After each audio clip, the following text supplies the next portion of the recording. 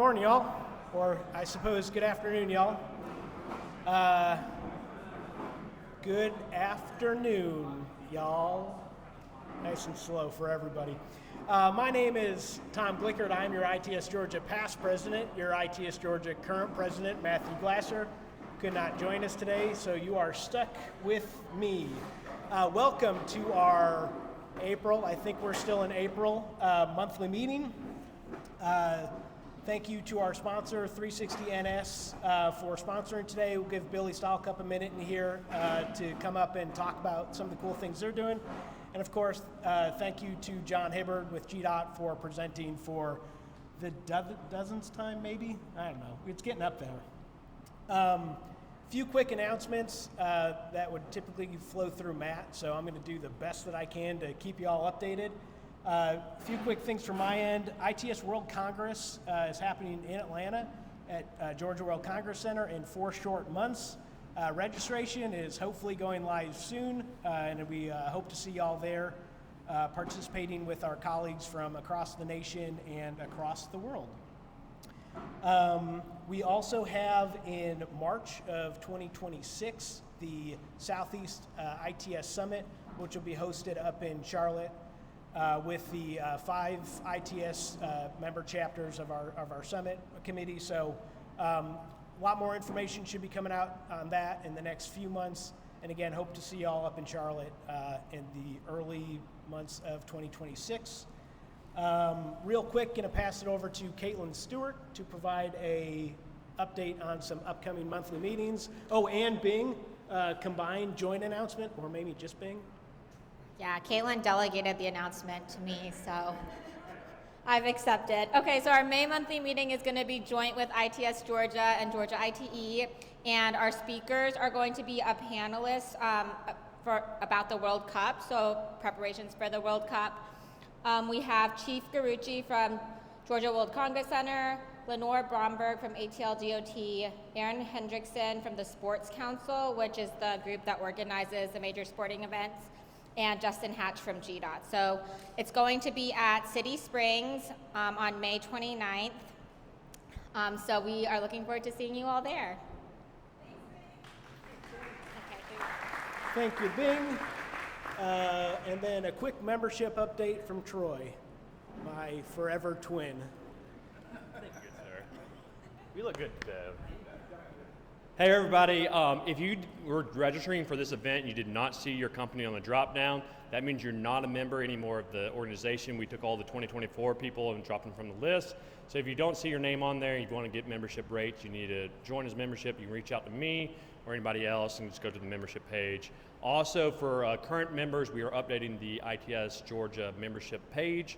So if you want to go on there, I'll be sending out an email to everybody that has signed up for membership to update your logo, your description of your company, and also your contact for your company that's public facing. So that's it. Thank you, Troy. Before I hand it over to Billy, it is National Administrative Professionals Day today. So please be sure to thank your admin staff when you get back to the office for keeping everything running. It's also Tom Udell's birthday. He said he was buying drinks for everybody afterwards, so stick around.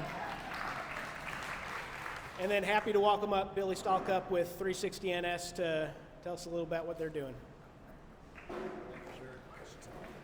Thank you. I wanted to say happy birthday to Tom. I'm glad that all of us came out to enjoy this wonderful birthday celebration. I look around the room and what a privilege it is to be part of such a great organization, but really the leadership that the state of Georgia has, everyone from our state DOT leadership to counties, to cities, municipalities, the consultants here. What an amazing community that has really embraced technology and innovation. And as we do work with agencies across the country, everyone looks at Georgia as a leader in that. And that's really our focus at 360 Network Solutions is to really help with the implementation of technology and how that benefits operations, but also IT. And it's just a privilege to be a part of this organization as leadership in the connected vehicle worlds, vulnerable road user, safety elements, wrong way detection, truck parking availability. There's a lot of exciting things that continue to happen here in the state of Georgia, and we're really we're really honored and feel privileged to call this our home as well. So thank you all very much. Looking forward to a great number of years ahead. So thank you. Thank you, Billy. Thank you again, 360NS. Without our sponsor participation, these meetings become very challenging. So we're happy to have you all here today. And then I'm going to hand it over to Christina Berry to introduce our speaker.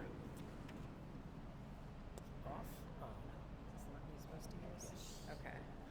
All right. Cool. So I get the pleasure and honor of introducing our speaker today. Our speaker is John Hibbard, who is the Operations Division Director for Georgia DOT. His responsibilities include the oversight and direction of the State Maintenance Office, the State Utilities Office, and the Office of Traffic Operations and the Office of Transportation Data. And he also directs unique projects, including the NEVI project. John's 38-year career includes stops at several engineering consultancies as well as Cobb County DOT. So please help me welcome John.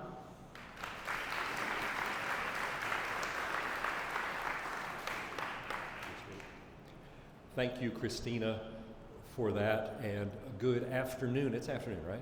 Everybody. Wow. The way that they've got this set up, I know there's people out there and I can't see anything of y'all. So, okay. Feel free to respond. Snoring, ooh, that would be tough. But I understand. All righty. First off, it was cool. It's always cool being here, but it's neat seeing people. It's like, oh man, I haven't seen you in a minute, kind of a thing, you know? And the catch is that a lot of those people that I haven't seen in a minute are like, they're GDOT people. Because everybody is, you know, this big is a box on the screen these days, right? And that, which is a drag. So that's what makes meetings like this, I think, such a big deal, such a good deal. And where would we all be without, well, all of us, right? Pulling this ITS thing off. And so a big thanks to all of you. Billy, I appreciated your comments. I'm glad that you and plenty of others present here are among the partners that the department works with. But I'm going to ask just a moment, for all of the GDOT people, come on, please stand up. Come on, GDOT fam, stand up, man. There you go. There you go. Thank you. Thank you. Thank you. Those are the people that make it happen. This ITS thing, it's them. They do it. Okay. This is the alphabet soup one. You can see the kind of stuff we're going to talk about. AV, yeah, I got a little bit on that. DC, that's as in Washington, DC. I'll tell you what I can, okay? It ain't much. NEVI, a minute on AI, and probably the most on the thing called the TOM. Talk a little bit more about that. See what you think. And I do hope to have enough time for questions. I would love it if somebody would give me like 5 minutes warning when we're getting to the end. My problem is I'm not sure I would see you. So maybe yell very loudly. That'd be good. Thank you. Alrighty, AVs are coming your way if you want, right? Okay, everything I'm showing you here in this slide, I've never had a presentation that high up before. It's kind of weird. Okay, so I'll just look, right? Okay, everything I just showed you there, those are all Waymo vehicles, okay? Two of the photos are taken in Phoenix, Arizona, where I have been there now twice, 2 different years, and took rides in Waymos both times. And I'm still here, so it's okay, right? The other 2 were taken here in Atlanta. Okay, so quiz question. Okay, look at the top left one. Phoenix or Atlanta? Atlanta. No, Phoenix. Alrighty, top right, Phoenix or Atlanta? There you go, that's right, West Peachtree Street, at about 3rd, roughly, right in front of Norfolk Southern Building. Bottom right, Phoenix or Atlanta? Phoenix. That's at the Phoenix Airport. That was the ride I took to go to the airport bright and early one morning. The joys of a Waymo ride, by the way, is it is the quietest ride you will ever have, because there's no driver talking to you. Bottom left, Phoenix or Atlanta? It's Atlanta. Okay, bonus points. Where in Atlanta? Right here, this room. They had an open house here. It was in this room, which was kind of funny. It was right about where this table was. And it's interesting because all those cars that you're looking at, those are all nominally the same car. They are a Jaguar. They're an electric one. And that's generally what they've been using everywhere they've been using it. They announced recently that they are starting to work with Hyundai to develop another car that they will be using as well. They will be starting revenue service kind of like any day now. Has anybody had an experience with them yet? Yeah, me neither. Yes? Here in town? Yeah, Phoenix, you know. I'm talking like right here. I checked my Uber app because here in Atlanta, if you want one of these things, you're going to get at them through Uber. It's integrated into Uber. And I was able to find a box where I could express interest in it. And then they would let me know when it's alive here. But we have another player that has announced that they're coming to Metro Atlanta, and it is May Mobility, and you will access May Mobility through the Waze, the Lyft app. May Mobility will go through Lyft.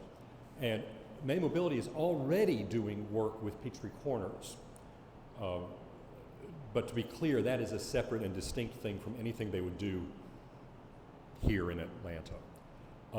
But that's a second provider. The model appears to be similar in that it's a ride-hailing thing that would remind you of the traditional ride-hailing that you might experience today. And of course, and the point being, it's your choice if you want to do it. I found it a very interesting experience in a Waymo. They are a very legalistic thing. They do not speed.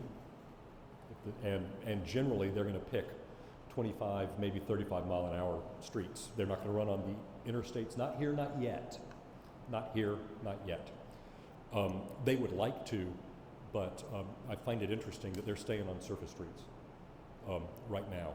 Waymo's service area gets you the heart of downtown and midtown, but it also picks up Georgia Tech, the Spelman, Morehouse, Atlanta University Center area. It also reaches eastward and I think gets to Emory. So you can see they're targeting college students, or at least they think they are. Interesting. I have to pause for a minute with, on the state law thing, because sometimes people, like even a few minutes ago, come and talk to me as a GDOT person about AVs. And the funny thing is, the state does have AV legislation in place. It was a wonderful experience. If any of y'all have ever seen, I'm showing my age, right? When I would watch cartoons Saturday mornings and how a bill becomes a law. Yeah, we did that back in 17 with the AV legislation. And it worked. It all kind of works. But what we did, and Georgia's AV legislation is a terribly light touch sort of legislation. We don't ask for much of nothing from an AV developer operator. And so more than once now, they will come and knock on our door and say, hey, we're thinking about starting some AV thing here. What do we need to do? And we say, we're so glad that you're here. It's good to hear from you. It's good to hear about your plans and your interest in Georgia. But frankly, you don't even have to be here right now, because they don't have to come and tell us nothing. They do have to maintain a higher level of insurance on their vehicle. That's it. Nothing else to it. There is an AV trucking service, at least one, maybe more, that is functioning in Georgia. Kodiak. They have a facility on I-20 in Villa Rica, and that's where they hand off from manned to autonomous. Manned to the east of there, autonomous to the west of there. Anyway, so it's here in Georgia, but it's only here when they choose to tell us that it's here. Kind of funny. Alrighty, I felt I should take a second on Washington because, well, it kind of touches the stuff that we do. Have things changed due to the new administration in Washington? Yep, plenty has, yes. See the NEVI discussion that I'm going to launch into in a second. Have people changed? Yeah, it has. They have.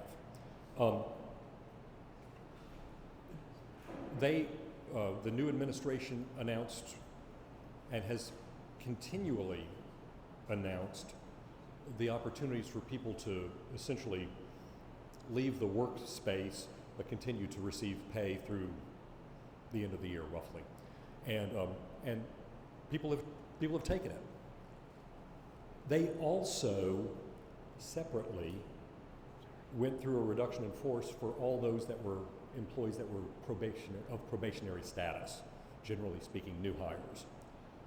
That part was at least stayed, if not overturned, due to court challenge. And so those probationary employees were allowed to come back if they so chose. But even then, they have the opportunity that all employees, apparently federal employees do, to leave and remain in pay status through the rest of the year. And so people have left. Where I've noticed it, and I've noticed it very recently, are people that are veteran people, like old folks, that have a ton of experience. They're just tired of it. And so they've left. Because of how it's being conducted, the impacts on whatever part of federal highways you might want to focus on, it varies because you don't know. Because it wasn't like a structured reduction in force where there had certain goals and all that kind of talk. No, it's random. And so you can find situations where darn near everybody's still there in some unit. And then you can find other situations where it's like, nobody's here. And so that brings all sorts of questions up about when you have an issue that involves that unit that it seems like nobody's there, what happens? How do I get what that group is to do for me? Not good answers, not clean, clear answers. You find yourself in Washington quickly, I guess, but even then, is there somebody there? So it's a very uneven experience is what I'm trying to tell you. I mean, I deal with federal highways every state has a division office, so there's a Georgia division office. There's a South Carolina division office. You get the idea. We can keep on going. And the size of those offices vary. They're not all identical, but there are certain basic things that they have to do. And you start wondering, can a given state's division office do what it needs to do? I don't know. And the problem is everything I'm telling you, even as squishy and kind of uncertain as I am giving it to you, it ain't over yet. So whatever the current experience is that I might mention, in a couple months it may have changed yet again. Just being straight with you. Does it impact GDOT? In one sense, no, because we're not federal employees. But in another sense, where we have to interact with them and where we need the federal government, federal highways, to do something, well, maybe it does. Maybe it does. So there's a lot yet to experience in all that. The casual thing that I've heard is that about 10% of federal highways people have taken some sort of early out. But you see, it's not like an even 10% across the entire organization. It's very uneven. So that's about all I felt I owed you what I could offer from observation on that. So, okay, let's talk NEVI. This was a slide, with the exception of the red text on the bottom right, that I've used in presentations before. Christina, you've used this one too, I think, where we kind of sketched the goal of the NEVI program. It was to create lots of EV chargers. It had goals to advance adoption of EVs. And here's the funding part, $5 billion over the 22 to 26 years. Georgia's share was $135 million. Everybody had to prepare a plan. See that stuff across the bottom there?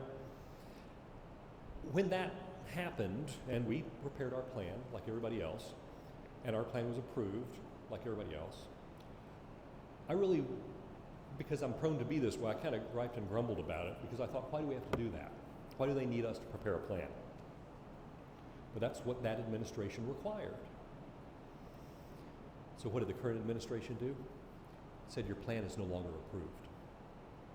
And so therefore, we can't spend the money.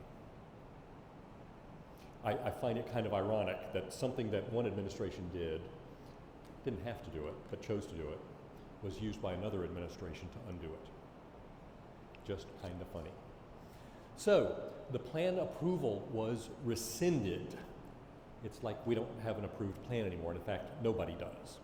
We're supposed to get new guidance. Guidance sounds so nice and friendly. Guidance is the rules that we all play by, and we are not in receipt of that new guidance. So here's how it touches us. That's our plan. You've seen, I've talked through most of that. You've seen it before. We did a round one, which was a very small group of 5 locations. They are the ones, they're kind of in the bottom half of the state, which essentially it was a chance for us to learn how to conduct a procurement like this, because they're a weird procurement. They are all individual P3, public-private partnership procurements, which is strange for projects that are each one of them sub $1 million. P3s are usually the big things, hundreds of millions, billions. No, more like $500,000 each. And so we got those first 5 under contract, and we got them under contract before the plan approval was rescinded, so those will continue. They keep on because they're under contract. If the federal government pulled the plug on that, we're in breach of a contract. Not a good place for a government to be. So those all go. What you're seeing on that map, by the way, regardless of color, are what are called the alternate fuel corridors.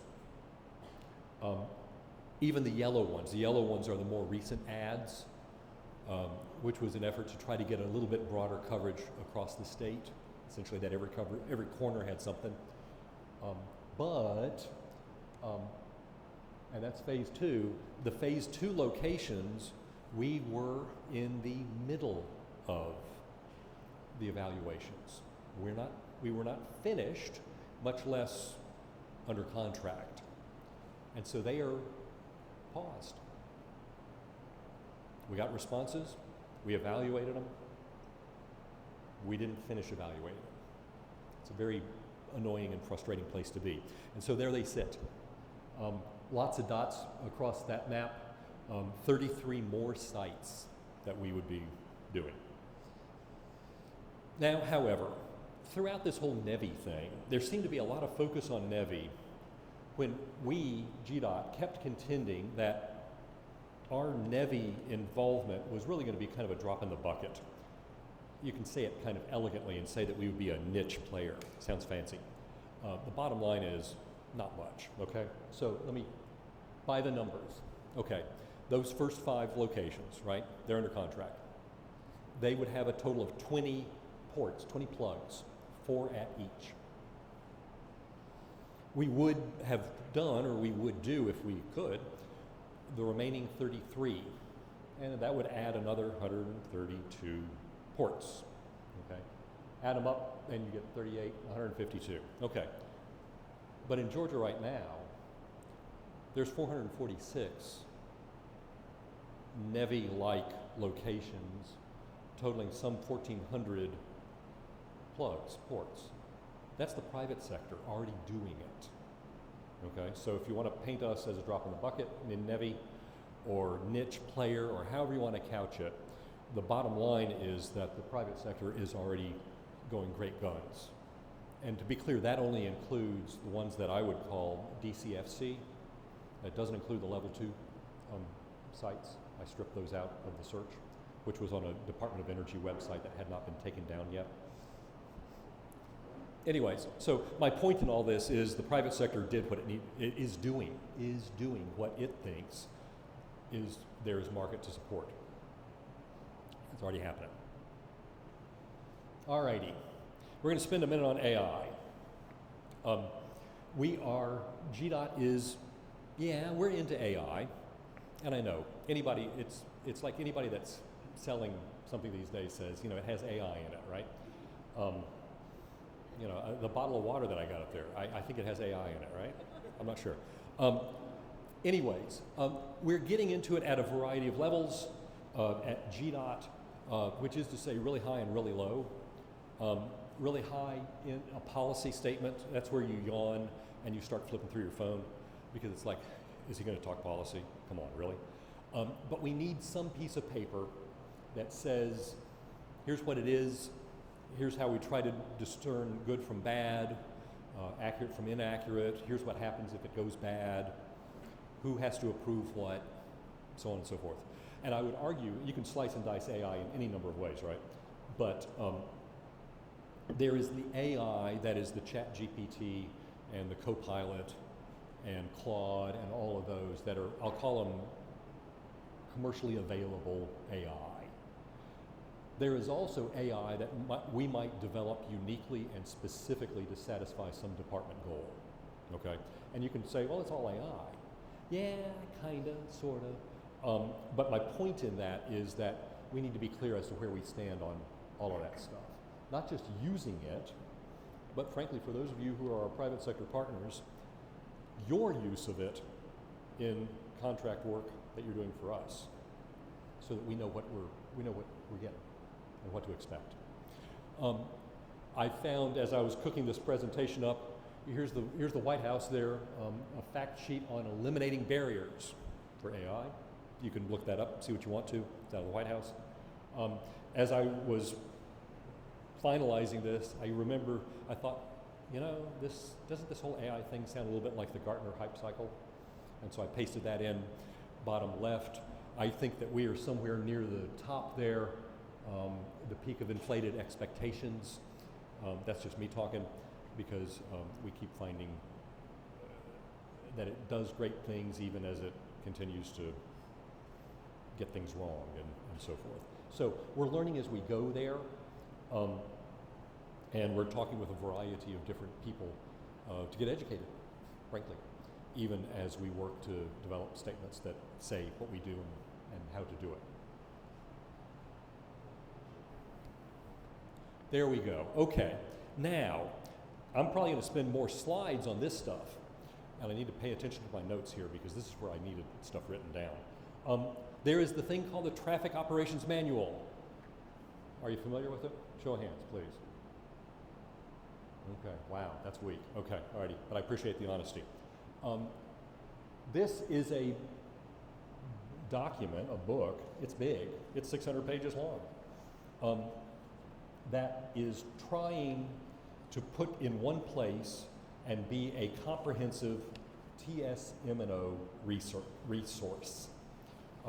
It was commissioned by AASHTO, and it was written over a period of a few years. It's out there, it's digitally available. In fact, the intent is that you wouldn't print it out, but I find it interesting that people still hold much value in it being printed out. But I think it would probably be much easier to use online. That's just me talking. The premise is that it is a single reference for a topic that historically has not been well taught, well instructed, well learned. I mean, did any of y'all take an ITS class in college? I look in the mirror and say, what was ITS when I was in college, right? But it doesn't exist. So how do we all learn what it is that we all do? It's kind of on the job, right? So this is an opportunity to have a document, a resource that attempts to put it together in one place, which I think could be really good for the industry. It also reinforces this whole TSMO, TSMNO, ITS, you'll find I'm vague in my terms, as a critical agency function. We are fortunate, all of us, are fortunate that we're here in Georgia. Georgia gets this, that this is all a critical transportation agency function. Really it does.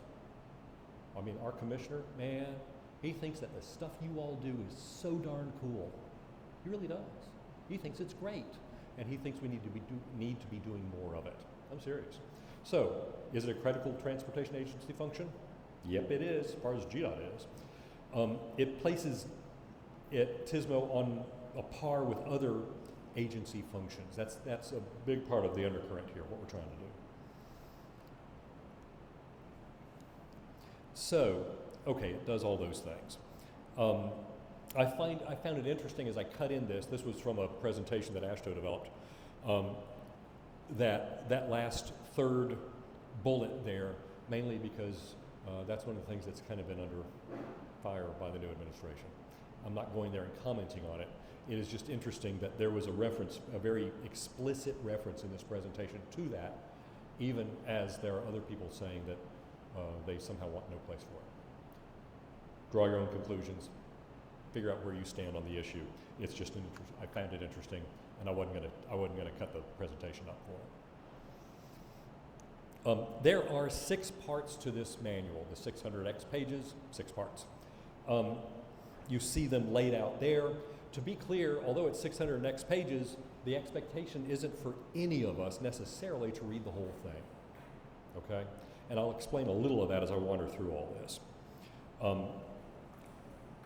Part A, the introduction. Well, yeah, introduction, need and purpose, description of the remaining parts, how to use the manual, resources, and yeah, it is the right and correct thing for everybody to read Part A. Makes sense. Okay, Part B, concepts and context. Now, the intent is that Part B is intended for relatively senior management, to try to get them, those people, equipped, aware, recognizing that not all agency people have somebody that is aware of it. And so you would turn to that operations director-ish person and say, hey, if you get a minute, read Part A and Part B. And they'd be done. That's it. But the intent being to give them foundational stuff, relatively high-level stuff as to what it is and why they should care about it.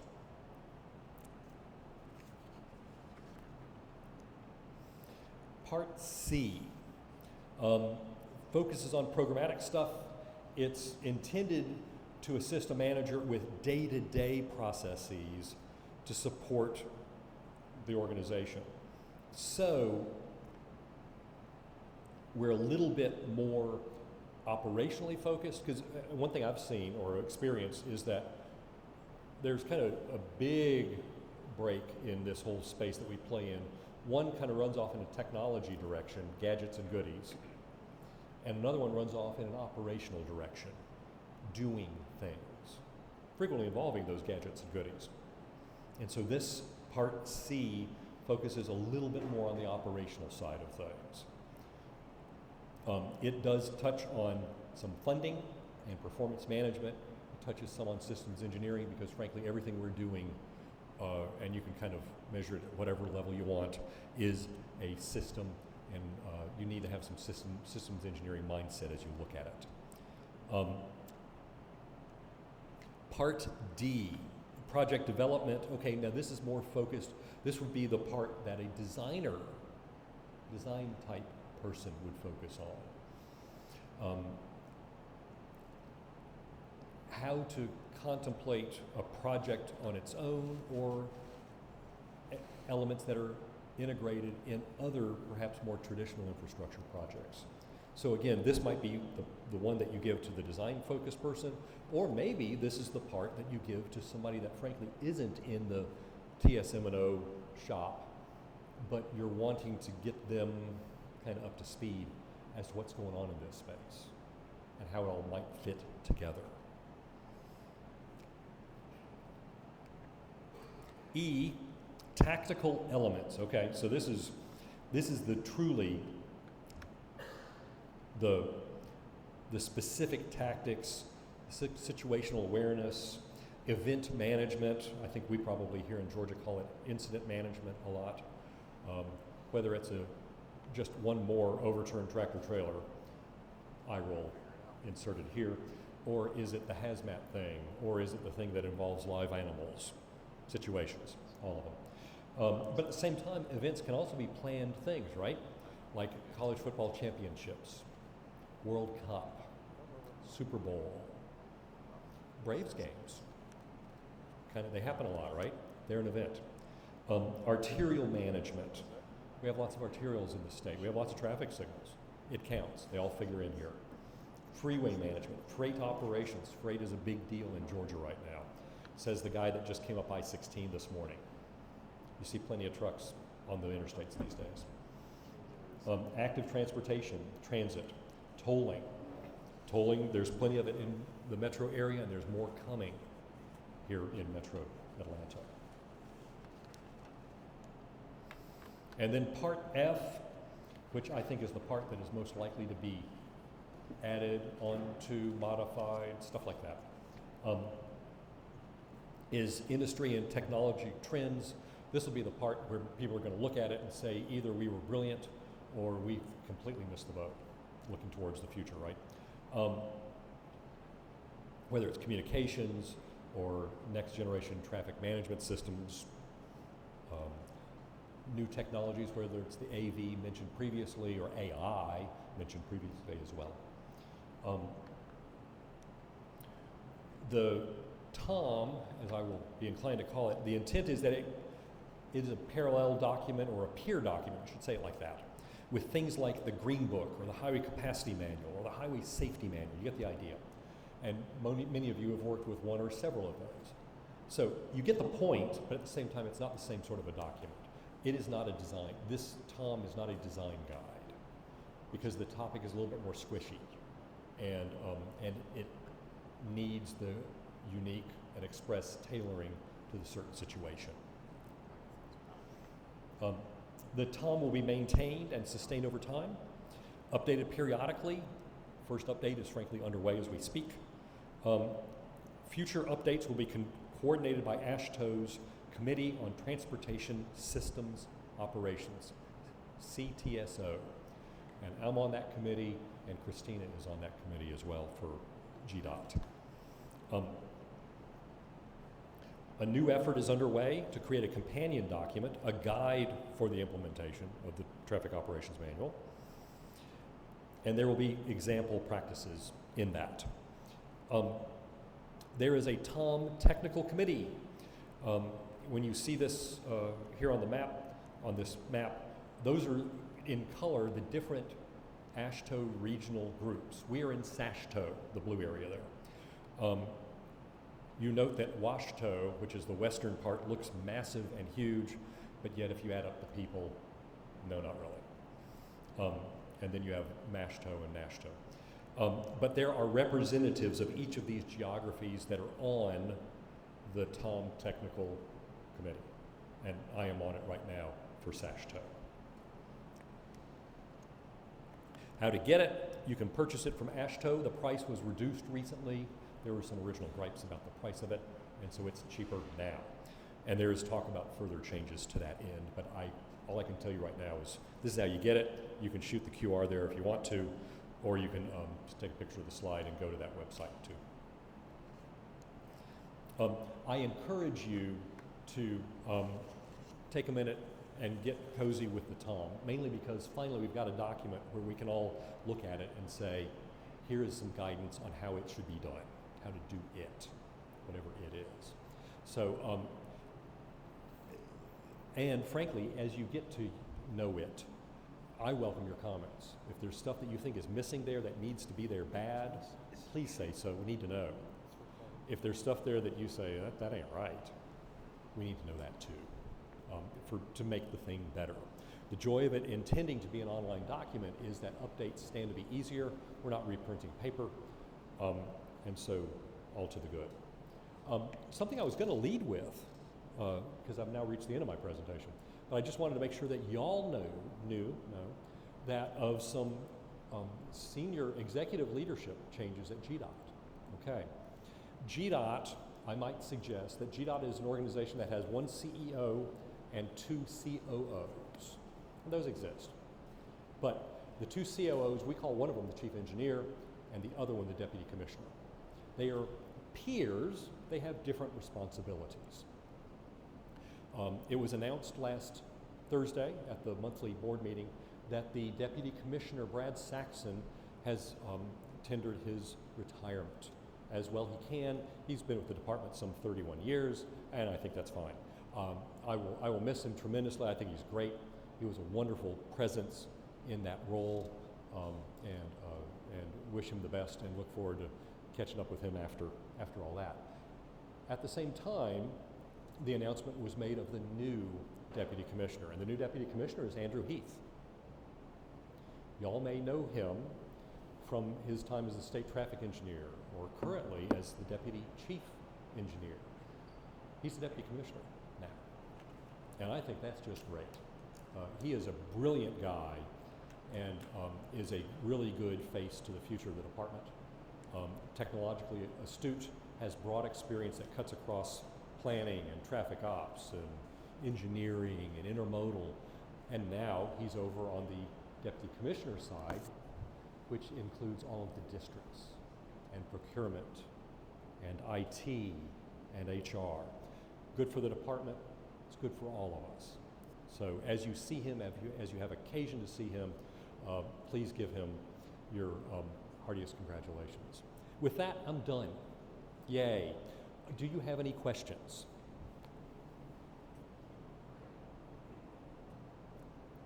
Yes.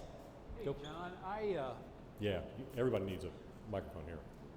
we have just recently completed a FFPR for a project that's federally funded. It's the Cobb TMC upgrade.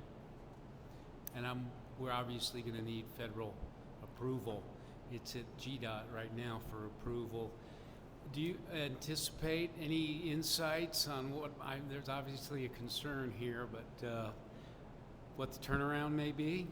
Okay, federally funded projects.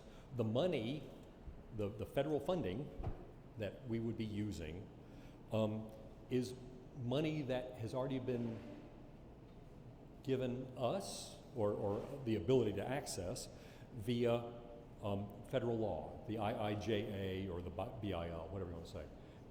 It's already happened. Now, to understand, the money for that project, yours or any project that we have, is not already in the bank. We are reimbursed for what we spend if it is a federally funded project. Am I concerned about that? No, not really. No. Because, as I led with it, that money from the various formula programs that are out there has already been approved by Congress. It is part of U.S. law. And so there it is. And so it's okay. And that money, I presume, was what I would call formula money. There's two kinds of money, federal money. There's formula money and there's discretionary money. Discretionary money is grants. You win a grant for so many dollars to do something. Formula money is the money that we get by formula, that's why it's called that way. And so that determines how much we get versus how much South Carolina gets versus how much Delaware gets versus how much Texas gets. It's determined by a formula. And so the formula funding is all well in hand. That is grant money. It depends on if the grant has already been authorized. And if it has, then you're good. It's kind of like NEVI round one for us. It's already under contract, you're good. If it is not yet, if the agreement was not yet executed by federal highways, then it's kind of a question mark. Yeah. So that it's a maybe. on those things. Of note, a factoid I offer you, usually between the presidential election and the inauguration of the new president, usually, so that's like a good chunk of November, December, and a good chunk of January. Usually there are 30, 40 discretionary grants that are pushed out by the outgoing administration, usually. This past administration, there were 3,000. So, and Federal Highways was struggling to get those executed before that. So, I don't know. Discretionary grants, I have my own text on them because I don't like them. But now I really don't like them because they're uncertain right this second. Great question, though. Other questions? You mentioned freight and the importance of that. Have discussions started about how freight patterns are going to change with the tariffs? No, not that, or put it this way, not that I am aware. Because I think there is still so much questioning happening about, okay, here's a certain item coming from a certain country to the United States. What tariff does this fall under? Or does it fall under a tariff? Anytime, and this is not a comment on the current administration, it's just reality. Anytime an announcement is made about a tariff, which in this case is an executive order, or a bill being passed by Congress and signed into law by the president, well, the bill is just so much to it. What you have to have that is developed subsequently is the guidance. And as I said earlier, it sounds like such a nice, pleasant word, but it's the rules. And so when they say that we're going to enact a certain tariff of a certain amount on goods coming from a certain country that are of a certain type, that's just like the headline of the article. They have to write the guidance, and the guidance isn't written yet. So there's nothing really to talk about yet. There is concern at the ports end of things about what the ports, so in this case, Georgia Ports Authority, which is not part of GDOT, it's a parallel peer organization, I guess. They have lots of questions, but even their questions, which are much more literally boots on the groundish questions, there are not answers for them yet because the guidance hasn't been written. Yeah. Anytime you hear talk about new law passed, new executive order signed in, et cetera, et cetera, et cetera, it's like, okay, that's cool. Show me the guidance, because that's what really tells you what's going on. Yeah. Good question, though. Really good question. We'll see. Generally speaking, I mean, Georgia is very, very much a pro-business state. Georgia has a lot of activities here in this state that involve other countries. And Georgia has, in Savannah, the fourth busiest, or is it third, busiest container port in the whole United States. The only ones that are ahead of it, New York, New Jersey, LA, Long Beach, and then Savannah. It's that big. And they want to get bigger. Yeah. Nice question. Yes, sir. Thanks. Thanks, John. Talking about Waymo, so I was walking down the sidewalk the other day in Midtown and saw a Waymo car go by with nobody in it. Oh, my land. It was a little terrifying, Yeah. honestly. But it made me think about the increase in traffic volume. Presumably, it was going to pick someone up, right? So, like, as autonomous vehicles are, minimal, is there any thought about the department, like, potentially tracking that as they grow and, like what effect that has on traffic congestion? Because, all the analyses we do kind of use that data, so. There has been lots of talk about what will happen when AVs are like everywhere. But that conversation was mainly a 2016, 17, 18 conversation. And I could go back to my Gartner hype cycle curve. That was when things were about like this. and then it's gone like this, and we're still down here right now. And so there's not a lot of conversation about it. Because up here, and I was there, man, I was so there. Because we were all gonna have AVs like within 5 years, right? It was gonna be that way. It was gonna be way cool, so I thought.